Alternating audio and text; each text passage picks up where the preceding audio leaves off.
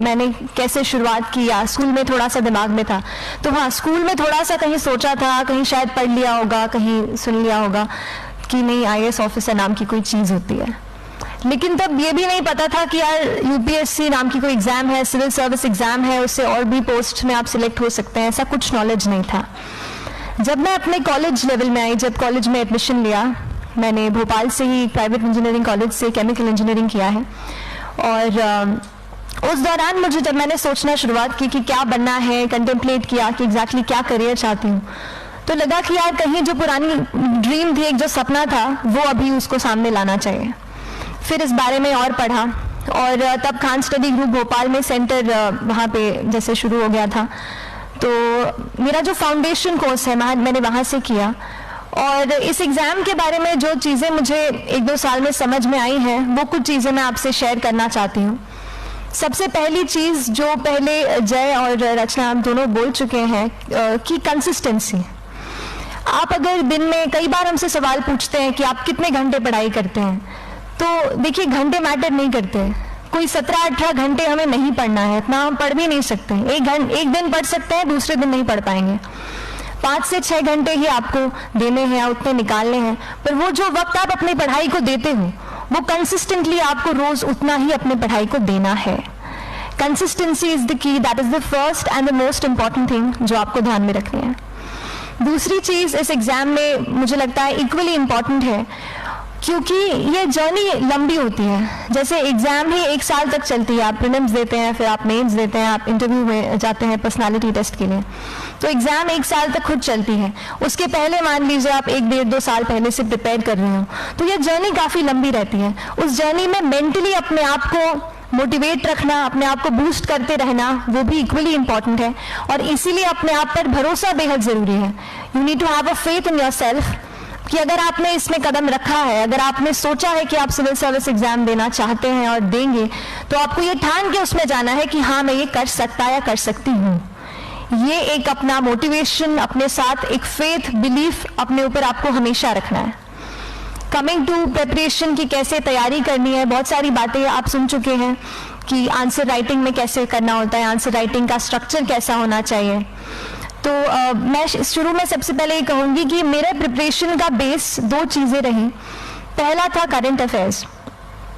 Current affairs इसलिए मैंने उसी से शुरुआत की क्योंकि करंट अफेयर्स सबसे इंटरेस्टिंग पार्ट होता है। कई बार आपको हिस्ट्री कभी बोरिंग लगेगी, कई बार आपको लगेगा ज्योग्राफी इतना, कभी हर किसी के अपने अपने फेवरेट्स होते हैं। तो मुझे वो 2 सब्जेक्ट्स लगते थे कि यार इतना मन नहीं करता है, लेकिन न्यूज़पेपर्स और करंट अफेयर्स में जो भी नया चल रहा है वो मुझे हमेशा इंटरेस्टिंग लगता था। इंटरनेशनल रिलेशंस में क्या हो रहा है, क्या सोशल रियलिटीज़ हैं, कहाँ क्या हुआ, उसका क्या इम्पैक्ट पड़ेगा एडमिनिस्ट्रेशन पे और हमारी कंट्री पे, तो उसको आप अपना एक बेस बना सकते हो। आप करंट अफेयर्स बेस प्रिपरेशन कर सकते हैं, इसलिए भी क्योंकि अगर आप मेंस एग्जाम देखेंगे तो काफ़ी डायनामिज्म आ गया है, केवल प्रीलिम्स में नहीं बल्कि जनरल स्टडीज़ पेपर 2, पेपर 3 में भी आप देखेंगे कई सारे ऐसे सवाल हैं जो करंट इवेंट्स से इंस्पायर्ड होते हैं, उन पे बेस्ड रहते हैं। तो जब आप न्यूज़पेपर बेस्ड, करंट बेस्ड पढ़ाई करते हैं तो वो आपका प्रिपरेशन वहाँ से भी कवर हो सकता है। दूसरी जो चीज़ मैंने जिस पे बहुत फोकस किया वो थी आंसर राइटिंग।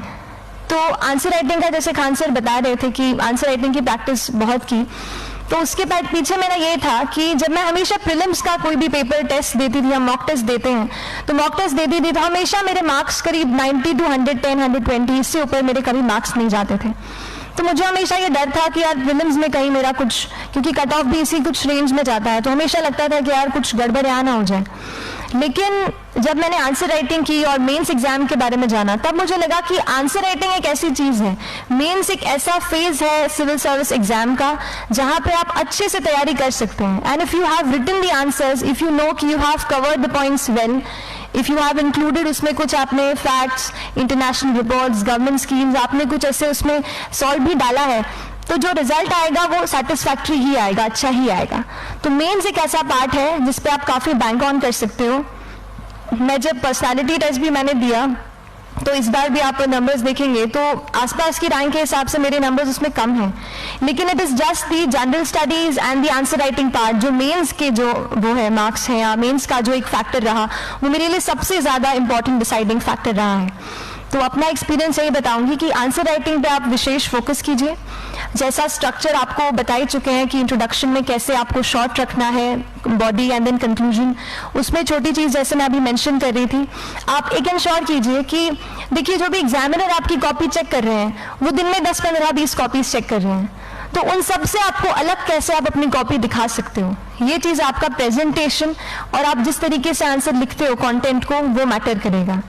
आप इंश्योर कर सकते हैं कि आपके आंसर में कुछ फैक्ट्स, गवर्नमेंट की स्कीम्स, कुछ कमिटीज बैठती हैं, जैसे एक प्रिवेसी पे justice B N Srikrishna committee की रिपोर्ट आई है, तो आप मान लीजिए आपको कोई प्रिवेसी पे सवाल आ गया तो आपने उन कमेटी का नाम कोट कर दिया। ऐसे बहुत सारी कमिटीज होती हैं। कुछ इंटरनेशनल रिपोर्ट्स आते हैं, वो आप उनको इनके बारे में लिख सकते हैं। इंडिया का मैप आप बना सकते हैं। मैंने सीख लिया था कि 10-15 सेकंड्स में कैसे जल्दी से मैप बनाना है और उस पर कैसे पॉइंट कुछ करना है, कुछ लोकेट करना है। तो ये कुछ ऐसी चीज़ें हैं जो आपके आंसर्स को एनरिच करेंगी और प्रेजेंटेबल बनाएंगी। तो इस तरीके से आंसर्स पे जैसे हम क्लास करते हैं, लेकिन उसके साथ साथ आपको ये कोशिश करनी है कि 1 से 2 आंसर पर डे आपको ज़रूर लिखने ही लिखने हैं, apart from the test series that you are doing. Answer writing से 2-3 चीज़ें होती हैं, ना केवल हमारी एक लिखने का हमें समझ आता है हम क्या लिखते हैं कैसा है, पर हमारा कॉम्प्रिहेंशन भी इम्प्रूव होता है। हमें कितना समझ में आया वो भी हमें खुद समझ आता है जब हम आंसर्स लिखते हैं। और इसीलिए आंसर राइटिंग पे आप फोकस कीजिए, 1 से 2 आंसर ज़रूर लिखिए। और आंसर राइटिंग के बाद the third pillar of my preparation जो काफ़ी इंपॉर्टेंट जिसने रोल प्ले किया, that was tests and test series and mocks. देखिए हम पढ़ रहे हैं यहाँ पर, I also come to the point कि हम कैसे दिल्ली, भोपाल और इंदौर में प्रिपेयर करके बिना दिल्ली जाए हम कैसे कर सकते हैं, आई कम टू दैट पॉइंट। पर उसके पहले टेस्ट की थोड़ी बात कर लेती हूँ कि टेस्ट देना क्यों ज़रूरी है। हम ये जो एग्ज़ाम दे रहे हैं सिविल सर्विस की, ये एक ऑल इंडिया लेवल एग्ज़ाम है and it's cut throat competition. तो उसके लिए आप केवल पढ़ते रहे, सारी बुक्स, मटेरियल्स, स्टैंडर्ड ये करंट का सब पढ़ लें, लेकिन अगर आप ये नहीं जज कर पाए कि आपका क्या लेवल है at an all India level, तो चीज़ें समझ में आप नहीं, मतलब आप आगे नहीं बढ़ पाएंगे, सही डायरेक्शन नहीं पकड़ पाएंगे। तो इसलिए आप टेस्ट से घबराइए मत। कई बार टेस्ट का इनर्शिया होता है, ऐसा लगता है कि जब तक पूरा सिलेबस कंप्लीट नहीं कर लूँ तब तक टेस्ट नहीं दूंगा, लेकिन सच में बात ये होती है कि जब तक हम जीएस के मतलब पेपर देने अंदर भी घुसते हैं ना, तब भी उस सेकंड पे लग रहा होता है कि कुछ छूट गया है हमारा। तो ये चीज़ होगी ही, इसीलिए ये मैं कभी मत सोचिए कि जब तक पूरा सिलेबस नहीं कर लूँ टेस्ट नहीं दूंगा। जैसे आपका एक थोड़ा बेस बन जाता है प्रिपरेशन का, आप टेस्ट दीजिए, चाहे वो प्रीलिम्स का एमसीक्यू का टेस्ट हो या मेंस का राइटिंग स्किल की प्रैक्टिस हो, टेस्ट पे आप फोकस कीजिए। उसके बाद टेस्ट केवल देने के लिए नहीं देना है, उसको एनालाइज भी अच्छे से करना है। When you get the answer hints, when you get the answer keys, analyse properly कि आपकी क्या गलती हुई है और उससे भी सीखने की कोशिश कीजिए कि क्या कुछ नया मुझे इस टेस्ट पेपर से, इस आंसर कॉपी से मिल सकता है। तो इस तरह से टेस्ट पे भी आप फोकस कीजिए। And I will come lastly to the point कि जब मैंने प्रिपरेशन शुरू की थी अपने कॉलेज के 2nd ईयर 3rd ईयर आते आते, तो मन में बहुत सारे फियर्स थे। मैं भी एक नॉर्मल फैमिली से हूँ, मेरे फैमिली में किसी ने आज तक सिविल सर्विस का पेपर भी नहीं लिखा था, तो मन में बहुत सारे फियर्स थे, डाउट्स थे, क्या होगा, कैसे होगा। तो हो सकता है आपके मन में भी ऐसा हो। और हम जैसे यहाँ रहते हैं, हम सोचते हैं कि दिल्ली जाना तो सबसे ज़रूरी है, उसके बिना तो ये एग्ज़ाम हो ही नहीं सकती।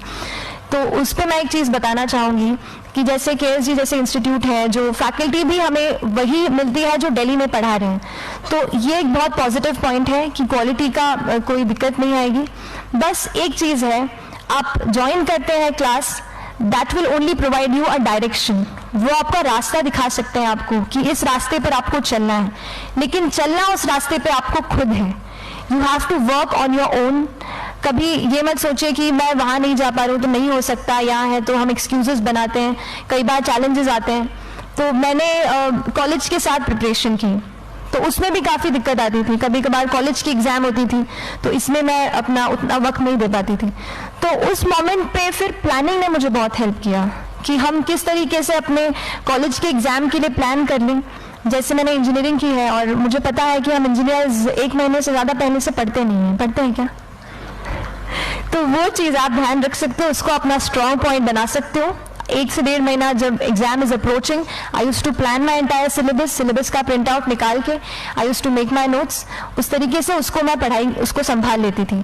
तो whenever you are managing those things together, focus on planning, किस तरीके से आप एक माइक्रो प्लान बनाएं, अपना डेली एक प्लान बनाएं, वीकली टारगेट सेट करें और एक ब्रॉड विजन दिमाग में रखें कि ब्रॉडली आप मंथ्स में क्या कवर करने वाले हैं। अगर आप प्लानिंग अच्छे से करते हैं तो ज्यादातर पोर्शन आपका वहीं से कवर